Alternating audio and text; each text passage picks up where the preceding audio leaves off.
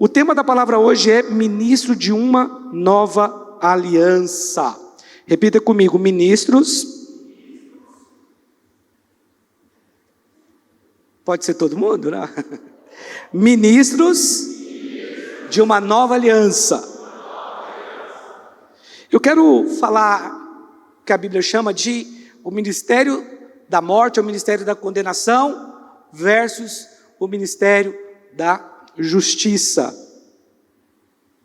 A pergunta que eu quero fazer nessa manhã é: você acha que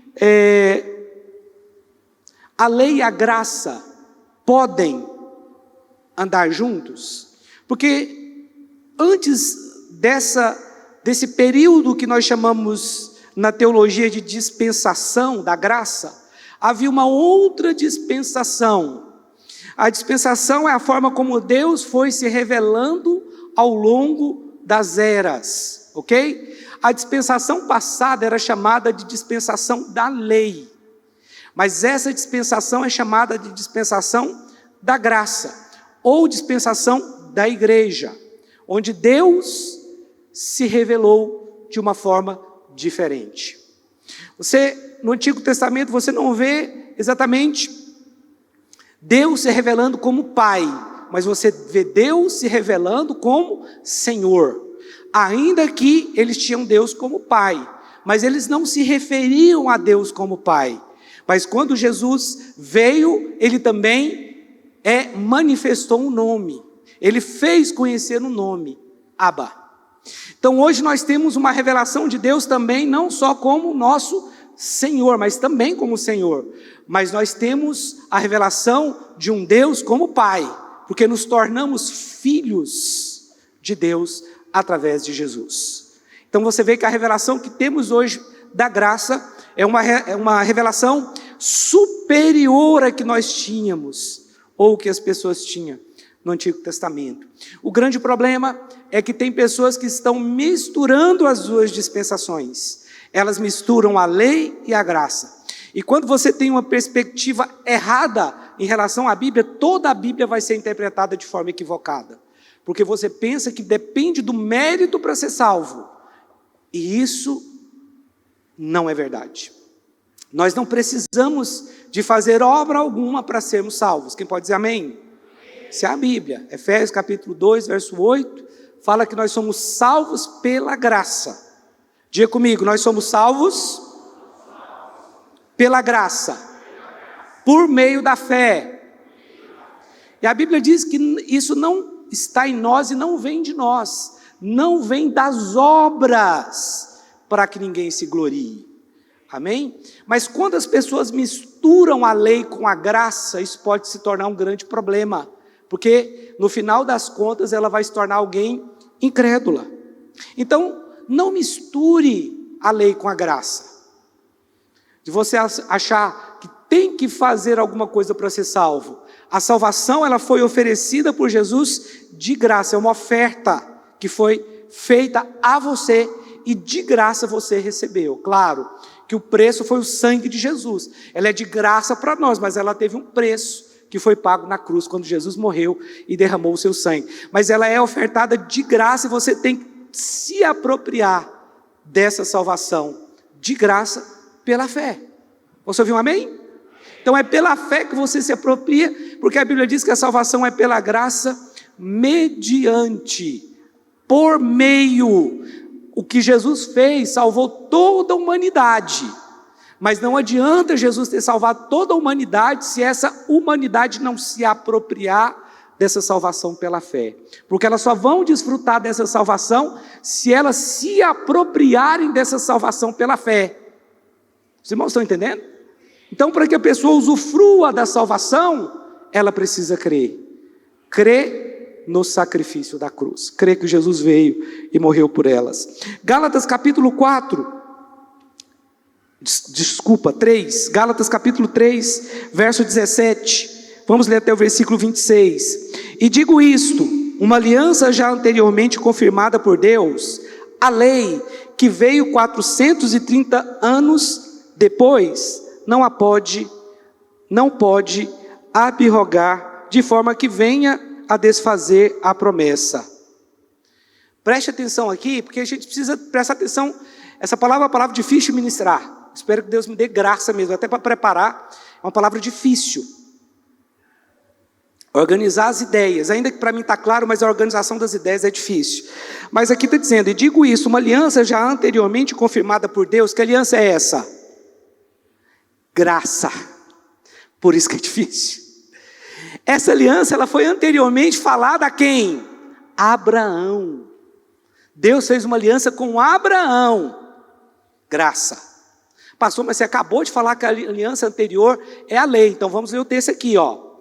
E digo isso, uma aliança já anteriormente confirmada por Deus. Que aliança foi essa? A aliança da graça que nós fizemos agora. A lei, tem vírgula aí, a lei que veio 430 anos depois. Depois de quê? Da aliança da graça que Deus tinha feito com Abraão. Então a aliança da graça da qual nós usufruímos hoje, ela foi pré-anunciada em Abraão. Porque a Bíblia diz que o Evangelho foi pré-anunciado em Abraão. A promessa foi feita para Abraão e o seu descendente. E quem é esse descendente de Abraão? É uma pegadinha. Quem é o descendente de Abraão? Jesus. O descendente talvez você pense que é Isaac, mas é Jesus. A lei que veio 430 anos depois, porque 430 anos depois veio a lei sobre o povo. Né? Eles foram escravizados no Egito, aí veio a lei.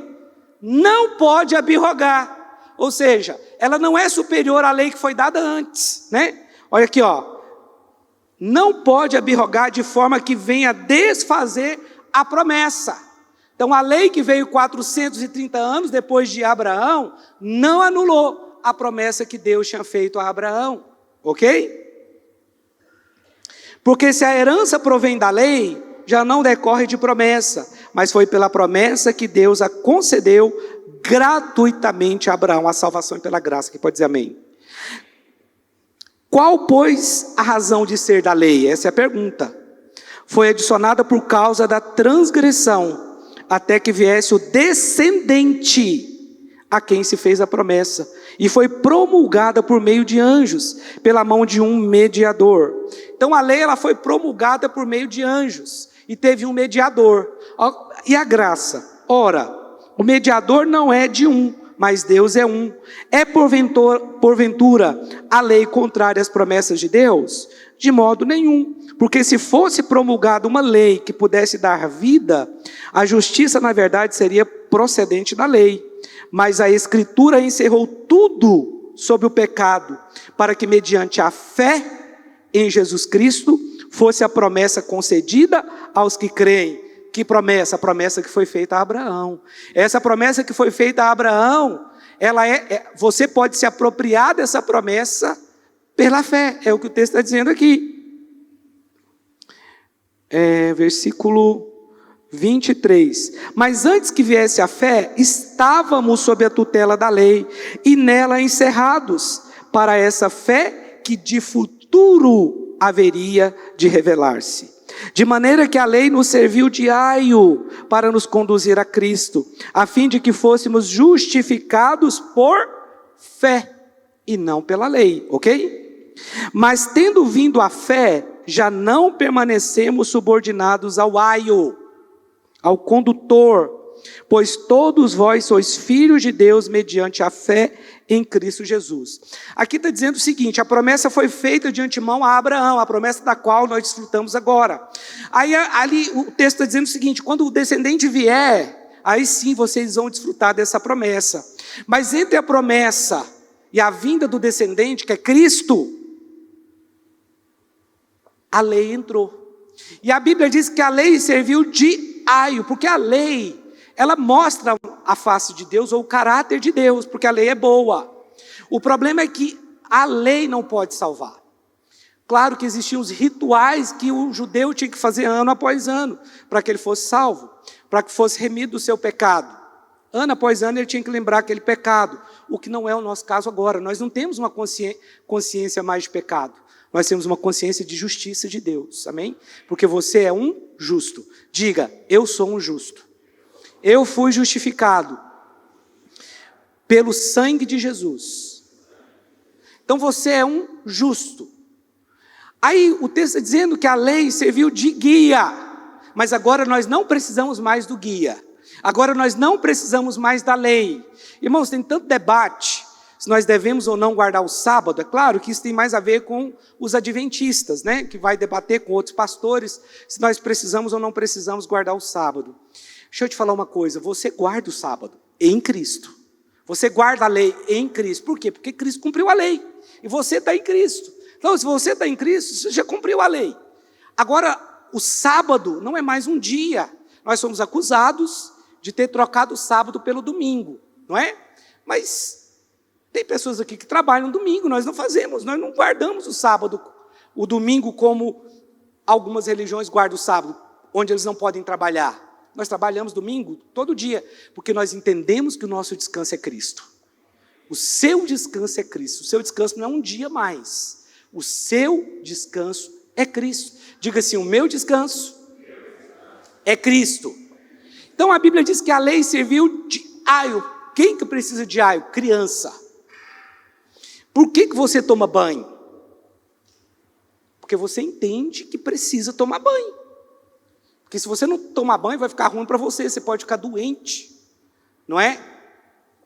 Mas quando você era criança, todo dia sua mãe tinha que falar, vai tomar banho, especialmente se era homem. Porque alguns homens, depois que crescem, também têm dificuldade de tomar banho. É sério.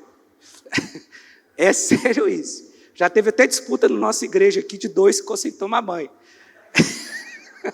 Mas o bom é que a esposa não deixa, fala assim, você quer ficar sem tomar banho? Pode ficar, mas dorme no sofá lá, né? Quando você é criança, alguém tem que mandar você escovar os dentes, porque você não entende que escovar os dentes faz bem para os seus dentes. Você tem que ficar todo dia falando para a criança, escova os dentes. E se você não falar, ele não escova. Isso é o aio.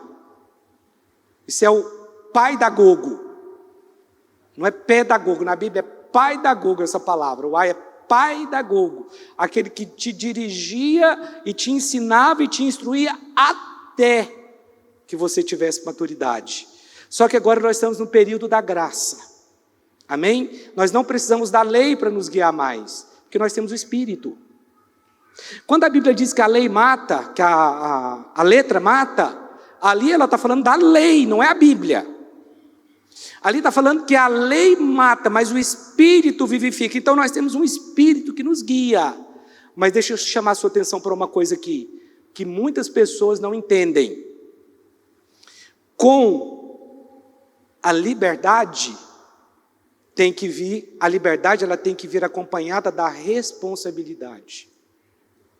Ok? Que tem pessoas que elas usam da liberdade para dar ocasião à carne, que é isso que a Bíblia diz. Mas a liberdade gera em nós responsabilidade ainda maior. Até 17 anos você precisava do aio. Com 18 você pode dirigir. Mas toma cuidado. Existe lei de trânsito que você precisa respeitar. E agora você tem 18 anos. Você é livre para dirigir, tirar uma carteira e dirigir. Ok? Mas você não é livre para fazer qualquer coisa no trânsito que você quer fazer. Só porque agora você tem liberdade de dirigir. Porque você atingiu a idade para aquilo. Então você está na graça, mas existe uma responsabilidade na nossa liberdade. E é isso que alguns crentes não entendem hoje. Porque elas vão para um outro extremo. Tem aqueles que estão misturando lei com graça, ou aqueles que só vivem na lei mesmo, e tem outros que eu sou livre, mas elas se esquecem que elas têm uma responsabilidade. Isso é grave, porque elas se tornam crentes fracos, e quando você faz uma pregação apontando o pecado, ela fala, é legalismo, está vendo? É legalista, porque está apontando o pecado. Cuidado, essas coisas são perigosas, porque você foi para um outro extremo, tão perigoso ou mais do que o primeiro talvez. Os irmãos estão comigo aqui? Então não pense que é porque você está na graça agora, que está na lei da liberdade, que a Bíblia fala isso, que agora você, não, eu posso fazer qualquer coisa de forma indiscriminada. Não é verdade. Não pode. A Bíblia diz até que todas as coisas são lícitas, mas nem todas convêm. Então a lei serviu de aio. Agora, a antiga aliança, a aliança da morte, né, a aliança da lei, ela é representada pelo Sinai. O que aconteceu no Sinai? Quando a lei foi dada, ela foi dada no Sinai.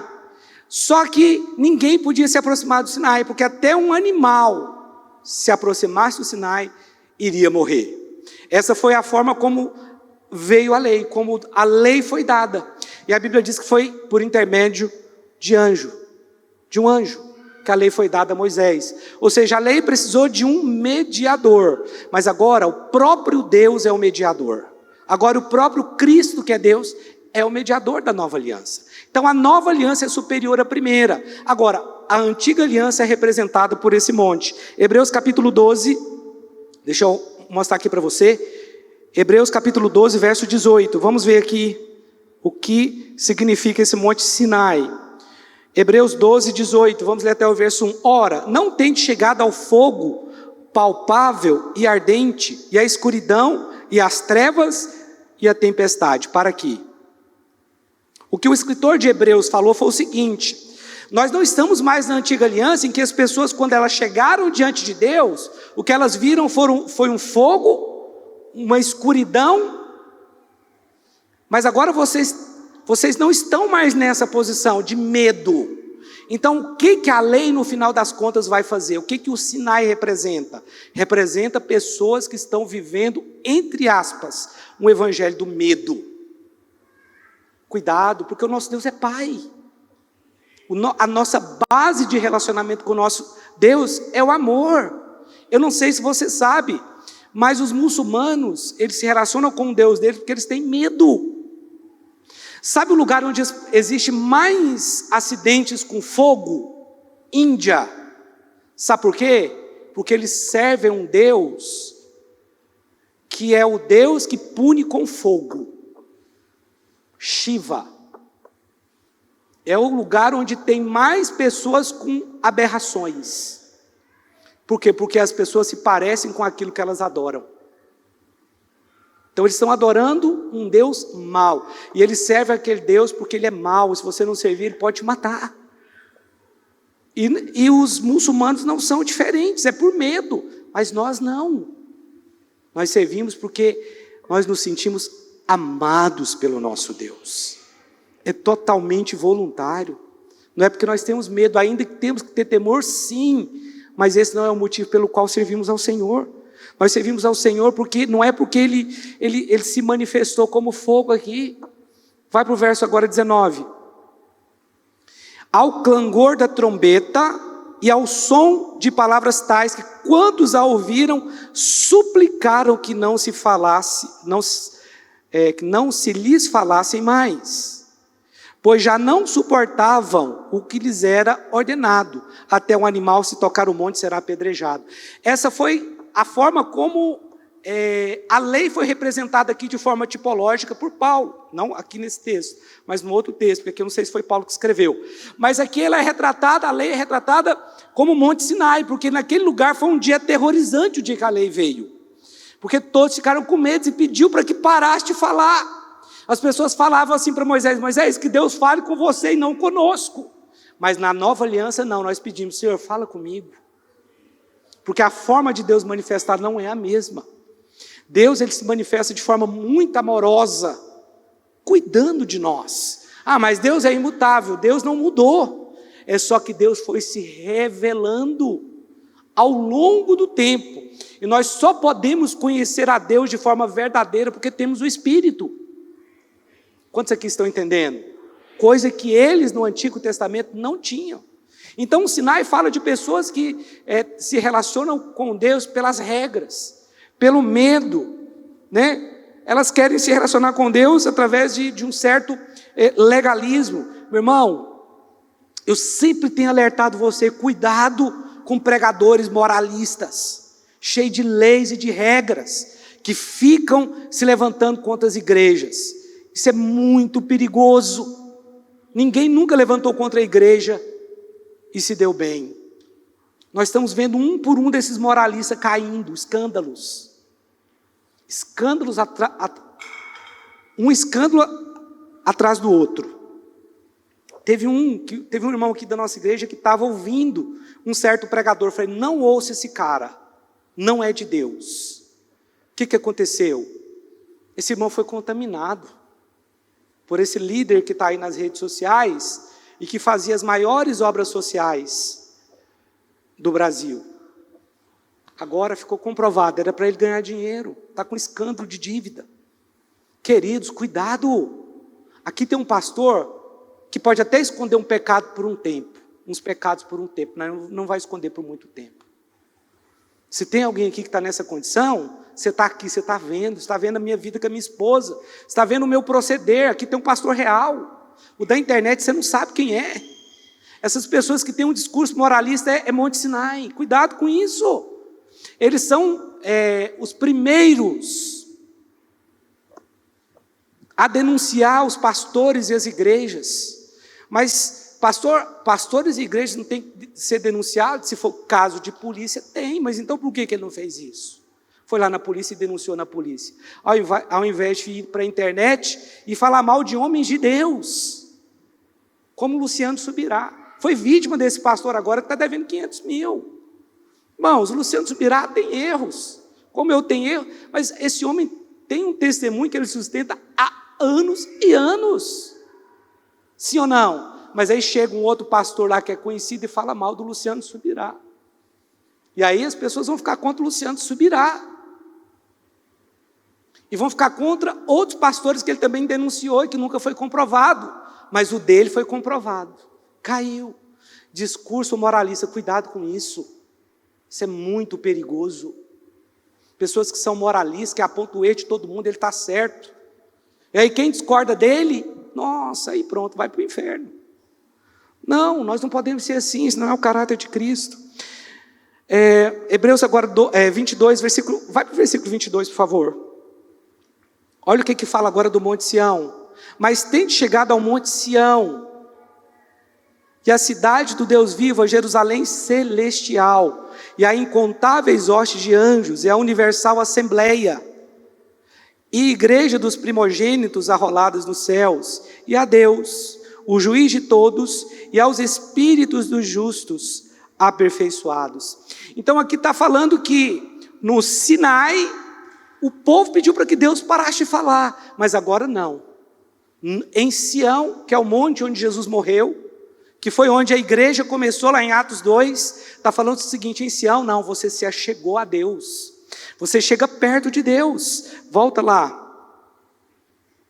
Não, mas tem chegado ao Monte Sião e a cidade do Deus vivo. Aqui está falando que não vem agora do Sinai a bênção de Deus, mas agora vem de Sião. Mas esse Sião aqui é um Sião celestial. Mas tem chegado ao Monte Sião, porque a nossa bênção é celestial. E a cidade do Deus vivo, a Jerusalém celestial. E a incontáveis hostes de anjos. E a universal assembleia. A igreja dos primogênitos arrolados no céu. Por que a igreja dos primogênitos? Eles foram os primeiros que morreram testemunhando a respeito de Cristo. E o testemunho desses irmãos fala até hoje, amém? E o juiz, e a igreja dos primogênitos arrolados no céu e a Deus, ou seja, nós nos achegamos a Deus, o juiz de todos e aos espíritos dos justos aperfeiçoados, aqueles que morreram salvos. Então, enquanto o Sinai, ele aponta para a lei, aponta para o ministério da condenação, agora nós estamos do outro lado, nós estamos no Monte Sião, que aponta para a graça e o ministério da justiça. A Bíblia chama esse ministério de ministério da justiça. Amém? A Bíblia fala do ministério da morte, a Bíblia fala que a lei é o ministério da condenação, mas agora nós não estamos mais no ministério da condenação, é por isso que nós não temos que sair por aí apontando o erro das pessoas, porque o nosso ministério é da justiça. A lei, ela trazia condenação, mas a graça, ela tira a condenação. Não porque você é bom, nem porque você é perfeito, mas sim por causa do sangue. Amém? Sim, porque você está em Cristo. Você está em Cristo? Se você está em Cristo, então é por isso. Você vê que, enquanto que lá no Monte Sinai, as pessoas corriam do Sinai, eles queriam ficar longe, porque aquela visão era aterrorizante. Em Sião, as pessoas foram atraídas quando os discípulos oraram em línguas. Elas foram atraídas para aquele lugar. Agora, a nova aliança que nos dá acesso a Jerusalém celestial, onde nós vamos habitar com o Senhor eternamente.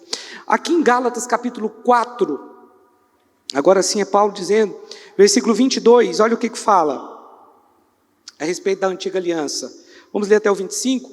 Pois está escrito que Abraão teve 2 filhos, uma da mulher escrava e outra da livre. Mas o da escrava nasceu segundo a carne, o da livre mediante a promessa.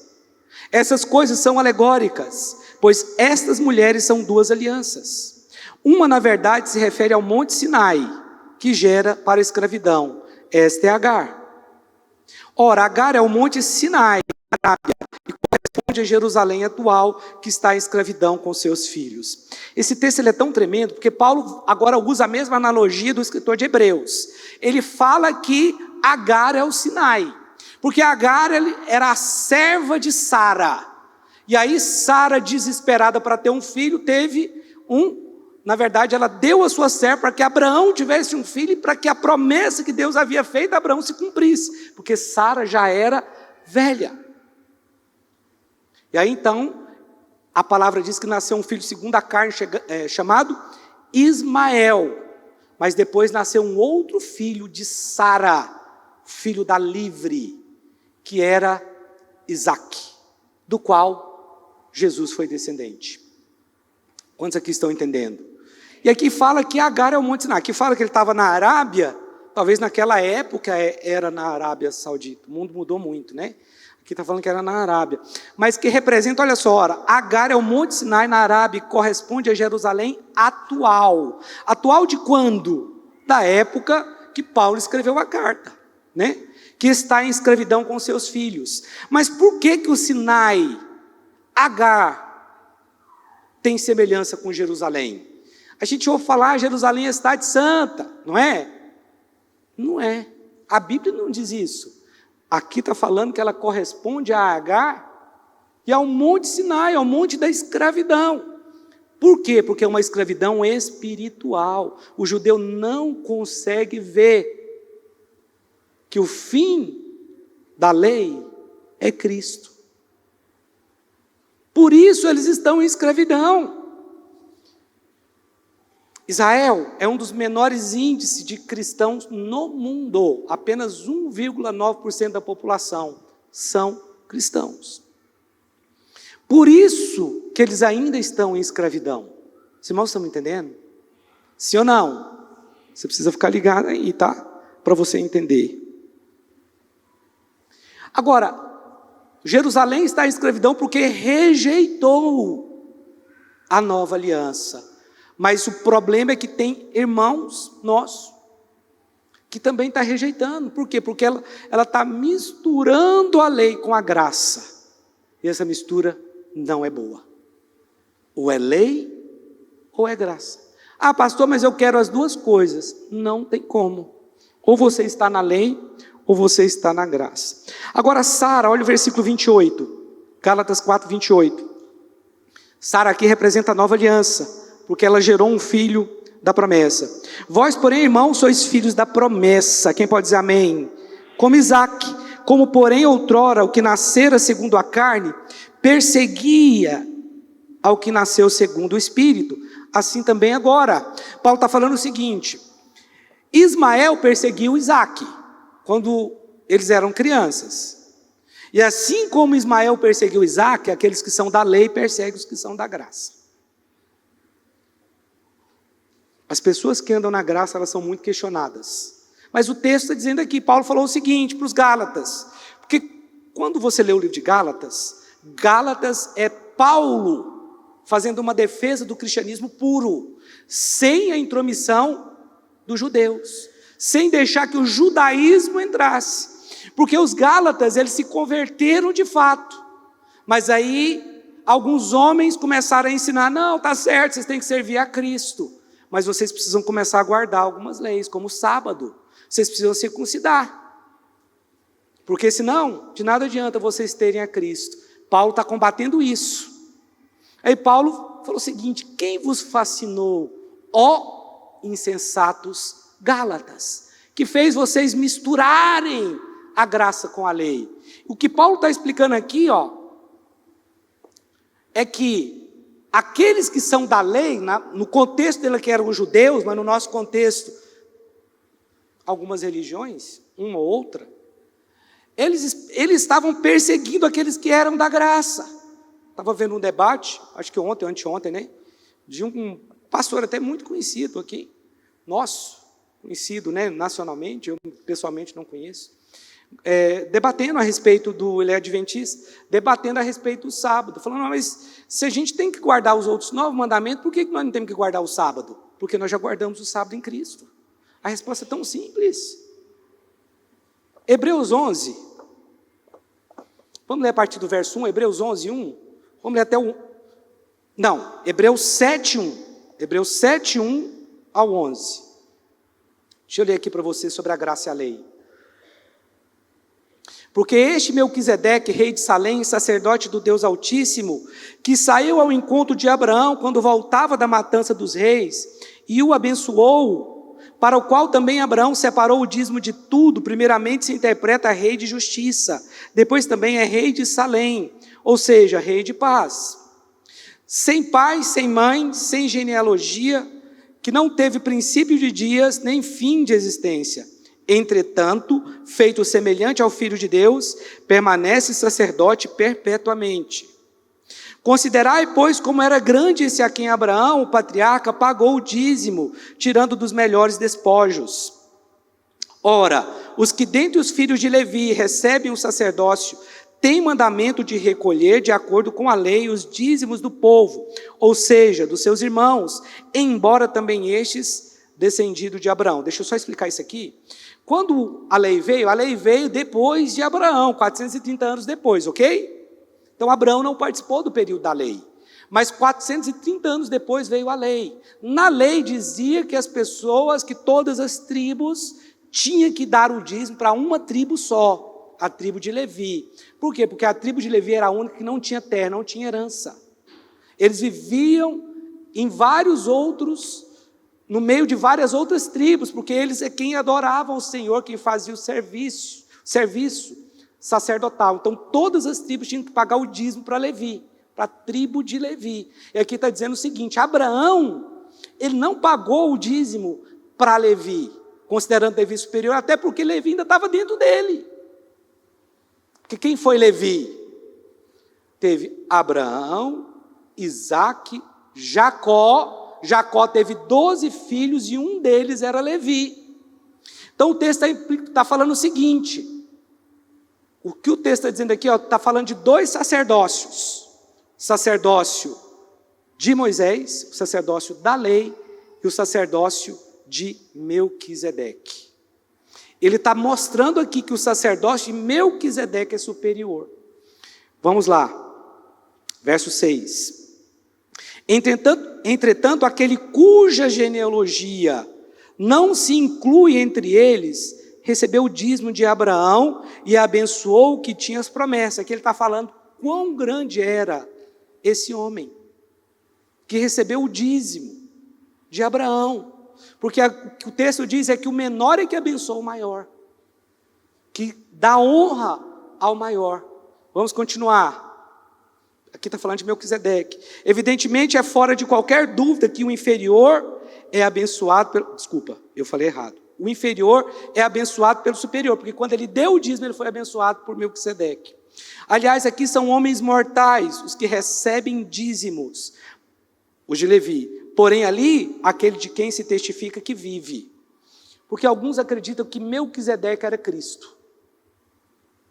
Porque a Bíblia fala que ele não tinha começo de dias nem fim de dias. Então alguns acreditam que Abraão teve um encontro com Cristo lá em Jerusalém, porque ele era rei de Salém, Jerusalém, rei da paz.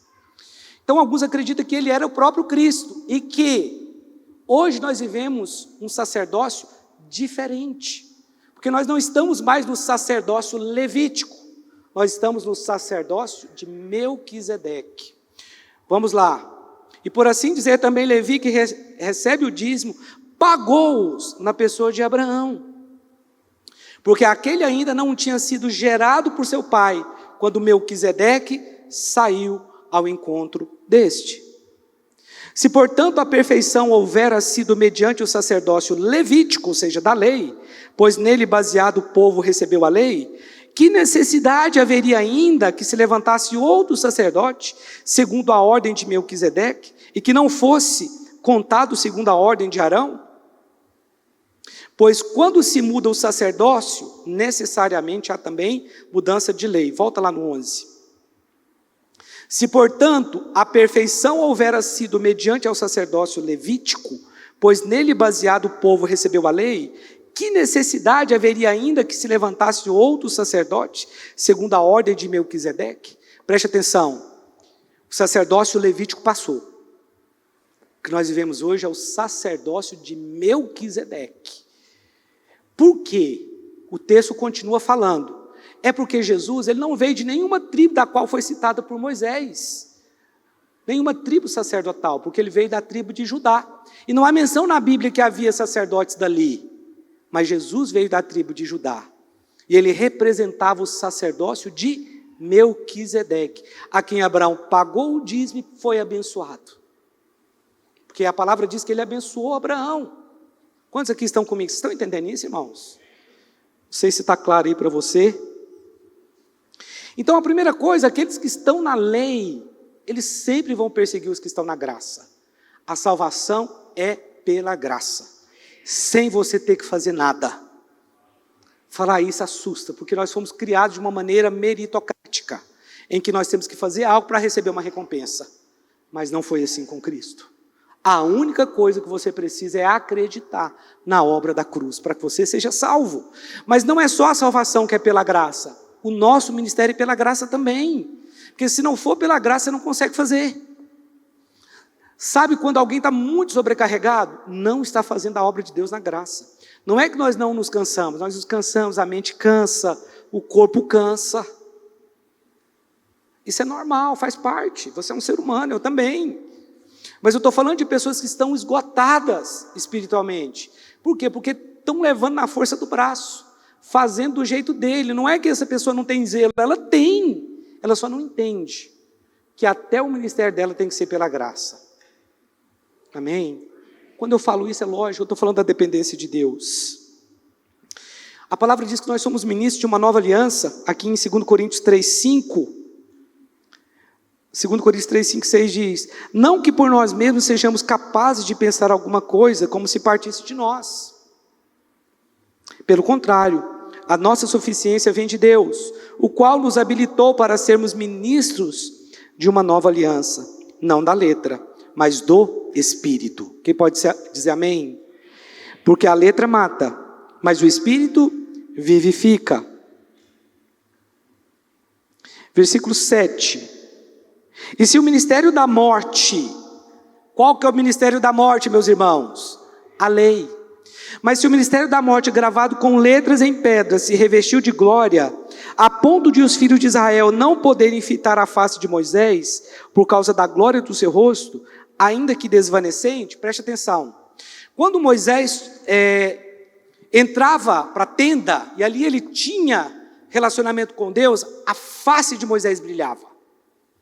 Começava a brilhar. Mas o que Moisés fazia? Ele colocava um véu para que as pessoas não vissem que a glória que estava nele estava indo embora. O que isso representa? É a lei. Porque a lei, ela brilhou por um tempo, mas ela foi embora. Ela acabou. Agora é a graça.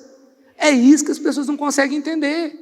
Aquela glória que estava no rosto de Moisés e que se desvanecia, como diz o texto aqui, foi o que aconteceu com a lei. Ela teve o seu tempo, foi aio para conduzir as pessoas a Cristo, mas passou. Nós estamos numa dispensação superior. Olha só, como não será de maior glória o ministério do Espírito? Se o ministério da letra, se o ministério da morte teve glória, muito mais glória terá o ministério do Espírito, o ministério da justiça. Como não será de maior glória o ministério do Espírito? Porque se o ministério da condenação foi glória, porque o que é a lei? A lei é te condenar, porque você não deu conta de fazer. A lei é perfeita, por isso que ela te condena. Você já andou perto de uma pessoa perfeita? Você achava assim, nossa, essa pessoa é perfeita, ela não erra. Você não dá conta de andar muito tempo. Ninguém é perfeito, mas tem pessoas que elas são muito mais, sei lá, parece que tudo que ela faz, ela é melhor do que os outros. Já teve gente assim? É mais difícil, porque você parece, não estou nesse padrão, não quero andar desse jeito. Não quero andar com a pessoa assim, porque está refletindo que eu não sou tão bom assim. Você sabia que isso acontece com pessoas que são muito santas, que são consagradas mesmo? As outras pessoas não querem andar muito com ela, porque quem está do outro lado está vendo, nossa, ela é tão santa, mas eu sou tão pecador, então, né, estou tão distante dessa realidade. O texto aqui está falando, como não será de maior glória o ministério do Espírito? Porque se o ministério da condenação foi glória, em muito maior proporção será glorioso o ministério da justiça. Então, peraí. Então, aqui fala que o ministério da condenação teve sua glória, quando a face de Moisés brilhava, mas passava. Mas se o ministério da condenação teve glória, quanto maior glória terá o ministério da justiça? Porque enquanto a lei condena, a graça te oferece justiça, para te declarar justo. A lei condena, a graça te oferece a justiça. Essa justiça não é sua, é a justiça com a qual você foi justificado, no exato momento em que você nasceu de novo. Teve um momento na sua vida que você nasceu de novo, talvez você nem saiba qual foi, mas naquele momento, você foi justificado. Por isso, o diabo não pode condenar você mais. Quando ele tenta te condenar, tem pessoas que caem na condenação do diabo, porque elas erram. Mas mesmo quando você está justificado. E é aí que está o problema. Saber disso, se você não tiver maturidade, você vai falar assim, então não tem problema pecar. Posso viver uma vida de pecado. E se você pensa assim, pode ser que você tenha nem nascido de novo ainda.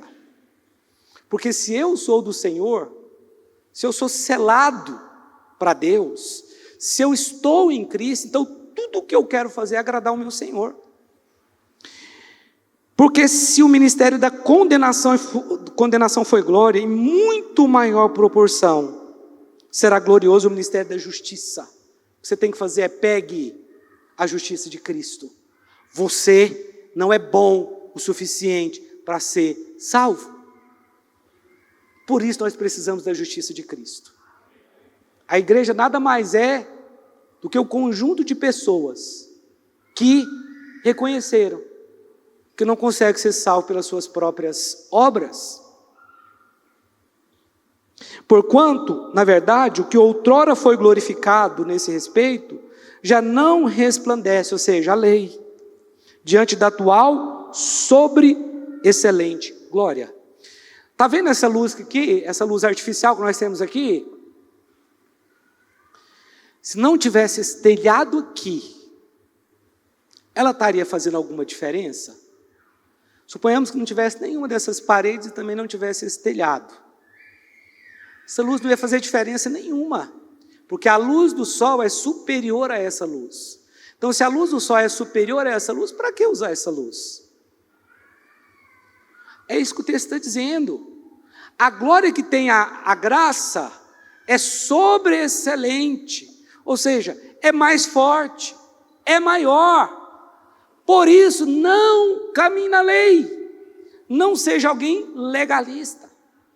Não seja alguém moralista, que dá lição de moral em todo mundo, mas está devendo o olho da cara. Você está entendendo? Quando você julga alguém, pense em você. Que um dia você pode ser julgado por aquilo que você acusa aquelas pessoas. E é você que vai determinar qual o grau e como o Senhor vai te julgar. Porque com a medida que você usa para julgar, é a mesma medida que será usada contra você.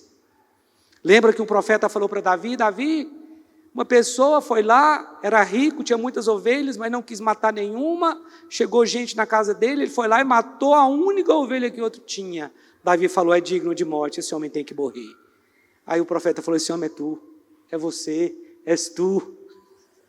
Falou, olha, Deus está te perdoando. Você não vai morrer, mas o seu filho vai. E vou te falar mais, a espada não vai se afastar da sua casa. Foi uma consequência terrível. Nós precisamos tomar muito cuidado quando nós julgamos as pessoas pela aparência. Agora vamos ler o versículo 13. E não somos como Moisés, que punha véu sobre a face para que os filhos de Israel não atentassem na terminação do que se desvanecia. Mas os sentidos deles se embotaram, pois até o dia de hoje, quando fazem a leitura da antiga aliança, o mesmo véu permanece, não lhe sendo revelado que em Cristo é removido. O que é removido em Cristo? A lei. O véu é o véu da incredulidade. O que Paulo disse aqui em 2 Coríntios 3,13, 14, né? Que quando eles fazem a leitura da antiga aliança, o véu é colocado sobre eles. É o véu da incredulidade. Que até hoje os judeus, eles estão lá na sinagoga abrindo a lei, lendo Moisés. Mas até hoje, quando é lido Moisés, o véu está posto sobre o coração deles. Incredulidade. Meu irmão, você não sabe como um judeu é incrédulo. Tentar evangelizar um judeu é difícil demais. Quando, porém, algum deles se converte ao Senhor, o véu lhe é retirado. Tem judeu convertido, sim. Então, você vê que o véu aqui é a incredulidade da lei. Deixa eu ler um texto aqui que está em Hebreus 10:1. Diz assim: ora, visto que a lei tem sombra dos bens vindouros, então presta atenção. Se a lei é sombra dos bens vindouros, bem vindouro é o que se manifesta agora. Amém? Mas a lei é sombra. Então significa que o sábado é uma sombra da realidade. Então o sábado é uma sombra de Cristo. Porque é em Cristo que nós descansamos. Ok? A lei então é só sombra, o texto está claro aqui em Hebreus 10. Ora, visto que a lei tem sombra dos bens vindouros, ok? Não a imagem real das coisas, nunca jamais pode tornar perfeitos os ofertantes com os mesmos sacrifícios que ano após ano, perpetuamente eles oferecem. Por quê? Porque o judeu ano após ano leva lá um cordeiro, leva lá um animal, mas não. O texto está dizendo que Jesus é o cordeiro que se entregou de uma vez por todas. É por isso que o cristianismo não cobra sacrifício. Você não tem que fazer um sacrifício, você não tem que carregar uma cruz até lá em Trindade, nada disso. Ainda que talvez pessoas que estão fazendo isso, elas estão fazendo por um zelo, mas é um zelo sem entendimento. A Bíblia também fala sobre isso. O zelo sem entendimento não vale tanta coisa assim. Ainda que eu sei que pessoas que têm esse coração, talvez elas serão até atraídas por Deus da maneira correta. Ok? Mas você não precisa mais, porque o sacrifício, o único sacrifício é Cristo. Aqui diz, versículo 17, ora, o Senhor é o Espírito. Sabe de uma coisa? Repete comigo assim, o Senhor é o Espírito. Esse texto, quando eu li esse texto, eu me fiz uma pergunta: é possível uma pessoa ser salva sem que Jesus seja só o Salvador e não o Senhor da vida dela? O texto está dizendo, o Senhor é o Espírito. Eu vejo comportamento de irmãos que eu acho muito estranho. Será que na vida desses irmãos parece que Jesus é o Salvador delas, mas não parece que Jesus é o Senhor delas? Vocês estão entendendo? Não sei se você está entendendo. Acho que nem eu entendo direito. Talvez eu estou mais perdido que você. Também estou fazendo essa pergunta. Mas o texto diz, ora, o Senhor é o Espírito. Ou seja, então se realmente eu tenho um Espírito, eu tenho um senhorio sobre a minha vida. Mas por que alguns dizem que são salvas, mas você não vê o senhorio de Jesus na vida delas? São rebeldes, são irreverentes, mas levam o nome de que são de Jesus. Ora, o Senhor é o Espírito, e onde está o Espírito do Senhor, aí é a liberdade. Lembra que eu falei da liberdade? Com responsabilidade. E todos nós, com o rosto desvendado, contemplando como por espelho a glória do Senhor, somos transformados de glória em glória na sua própria imagem, como pelo Senhor, o Espírito. O que é essa glória? Que nós somos transformados na mesma imagem. Quando você vê assim, você pensa que vai ficar uma áurea ao redor de você, que você vai passar e os demônios vão cair. Não é isso. Mas aqui está falando de você transformar-se em alguém que manifesta o caráter de Cristo. E qual é o caráter de Cristo? O amor faz parte do caráter de Cristo. Então a contemplação, como por espelho, na medida que você adora, você se torna parecido no aspecto daquilo que Deus é, na longanimidade de Deus, porque Deus é um Deus longânimo, sim? Na bondade de Deus, na fidelidade de Deus, no amor de Deus. Então você vai se tornando parecido, você vai assumindo essa característica do seu Pai, através do contemplar. E todos nós com o rosto desvendado, contemplando como por espelho a glória do Senhor, somos transformados. Então você é a bondade de Deus, a santidade de Deus, a unção de Deus te tocando, o amor de Deus te tocando, né? Esse é o verdadeiro brilho de hoje. E essa é uma glória que não desvanece, ela vai permanecer.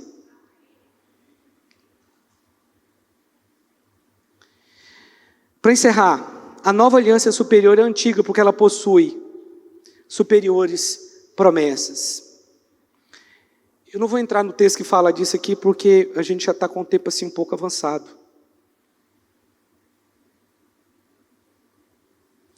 Mas primeiro, vou mostrar para você a diferença da antiga aliança. A antiga aliança era baseada na morte. A morte de animais, é claro. Essa é baseada na vida, a nova aliança. A antiga aliança era baseada no sacrifício do homem. A nova aliança é baseada no sacrifício de Cristo. A antiga aliança era baseada na fraqueza da carne. A nova aliança é baseada na força do Espírito Santo. A antiga aliança era baseada na letra que mata.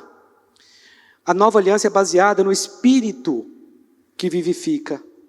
A antiga aliança era baseada em mandamentos e regras.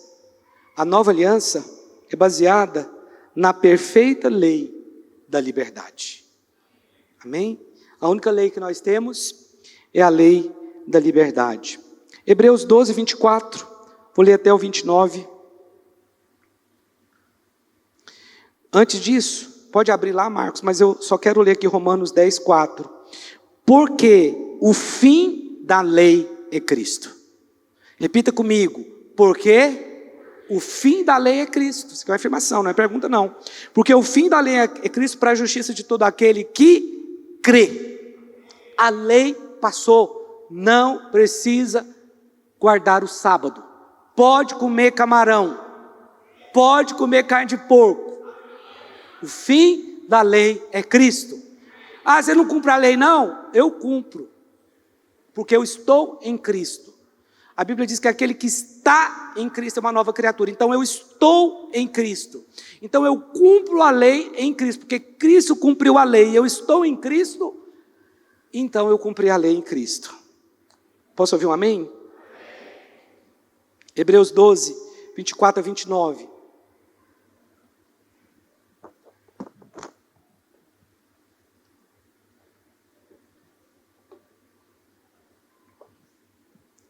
E a Jesus, o mediador, volta no 23 aqui, que eu acho que ficou meio... É no 24 mesmo, tá certo. É a continuação do texto. E a Jesus, o mediador da nova aliança, e ao sangue da aspersão que fala coisas superiores ao que fala o próprio Abel. Volta. E a Jesus, o mediador da nova aliança. Então Jesus é o mediador da nova aliança. E ao sangue da aspersão que fala coisas superiores ao que fala o próprio Abel. Então, peraí, aqui está falando do sangue que é superior ao sangue de Abel. Que sangue é esse? O sangue da aspersão. Isso aqui é o sangue de Cristo, está claro? Mas por que o texto fala disso aqui? Por que o texto está falando que o sangue de Jesus é superior ao de Abel? O que o sangue de Abel falava? O que ele clamava? O sangue de Abel clamava por justiça. E o sangue de Cristo te oferece a justiça. Está vendo a diferença? O sangue de Abel clamava por justiça, porque ele morreu. Mas o sangue de Cristo é o contrário, ele te oferece a justificação. Você pode dizer amém? Vamos continuar aqui. 25. Tendo cuidado, não recuseis ao que fala, pois se não escaparam aqueles que recusaram ouvir quem divinamente os advertia sobre a terra, muito menos nós, os que nos desviamos daquele que dos céus nos adverte. Aquele cuja voz abalou então a terra, agora porém ele promete dizendo: ainda uma vez por todas farei abalar não só a terra, mas também o céu. Ora, esta palavra, ainda uma vez por todas, significa a remoção dessas coisas abaladas. Remoção de quê? Da lei. Como tinham sido feitas para que as coisas que não são abaladas permaneçam. A graça. Por isso, recebendo nós um reino inabalável, retenhamos a graça, pela qual sirvamos a Deus de modo agradável, com reverência e santo temor. Para aqui eu vou terminar com esse versículo.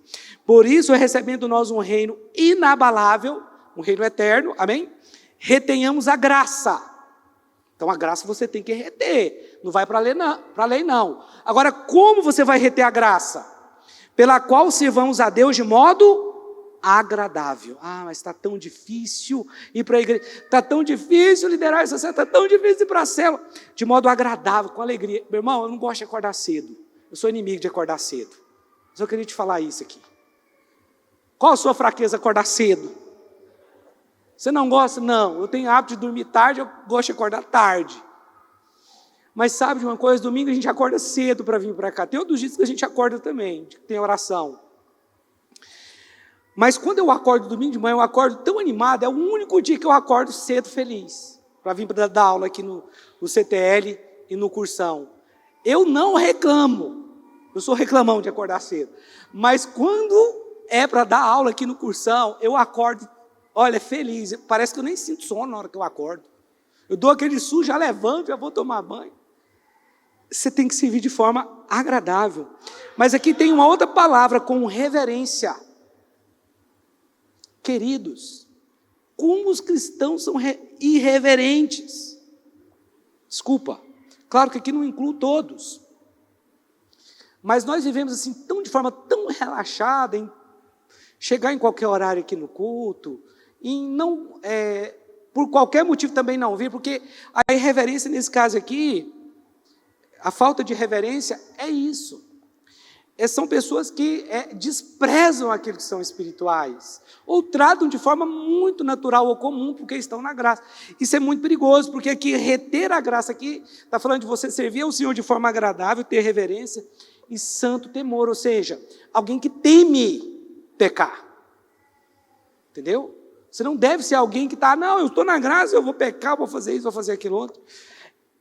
Eu já encontrei com pessoas que têm uma ideia tão errada da graça, tão errada de falar essas coisas. Mas o texto aqui está muito claro, você retém a graça, servindo a Deus de modo agradável, com reverência. Com reverência, mas as pessoas hoje elas não têm essa reverência. Então quando você vier, vem de coração mesmo para adorar a Deus. Você vai para a sua célula, vai para ser abençoado, mas vai para abençoar também. Quando você fizer algo para Deus, que seja do jeito que está escrito aqui, com reverência mesmo, alegre, com reverência. Eu não estou falando que todas as vezes você vai estar bem para ir para o culto, não é isso, meu irmão. Tem várias pessoas que estão no culto hoje aqui que não estavam com vontade de vir, mas veio, isso é fé também. Isso é fé também.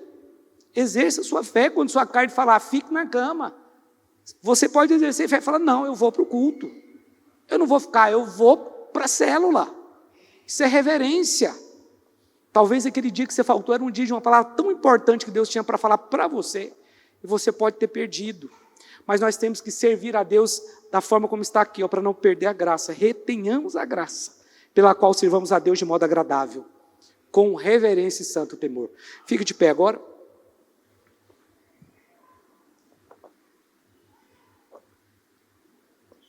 Os irmãos entenderam a diferença da graça para a lei?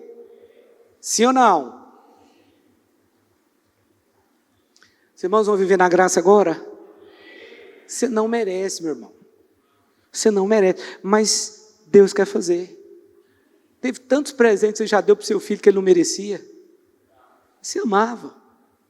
Se Deus fosse nos tratar pelo merecimento, a gente estava enrolado. É tanta coisa, tanta coisa que a gente arruma, é tanto pecado que a gente peca, é tanta rebeldia, é tantas coisas. Se ele fosse olhar isso, ninguém seria abençoado aqui. Mas pela sua grande misericórdia e graça nós somos. Obrigado, Jesus. Pai, eu quero abençoar essa igreja hoje. Quero orar para que essa igreja caminhe debaixo da graça do Senhor, meu Deus. Como está escrito, que eles fiquem longe do pecado, com santo temor, como está escrito aqui, que eles retenham a graça do Senhor, servindo ao Senhor de forma agradável. Meu Deus, que eles sejam felizes naquilo que estão fazendo, que eles façam de todo o coração, como ao Senhor e não aos homens, para que recebais do Senhor a recompensa. O Senhor é um Deus galardoador, o Senhor é um Deus recompensador, o Senhor é um Deus que nos ama, Senhor, que nos quer bem, que quer abençoar a nossa vida, a nossa casa. Por isso eu quero entregar essa igreja, quero entregar, meu Deus, essas pessoas que estão aqui, para que o Senhor possa fazer uma grande obra através da vida deles. Que eles saibam que essa obra, meu Deus, é pelo favor do Senhor, é pela graça do Senhor. Eu quero também abençoar a semana de cada irmão que está nesse lugar aqui. Que o Senhor abençoe a semana deles, que seja uma semana, meu Deus, que o Senhor se manifeste de forma palpável a essas famílias que estão aqui, em nome de Jesus.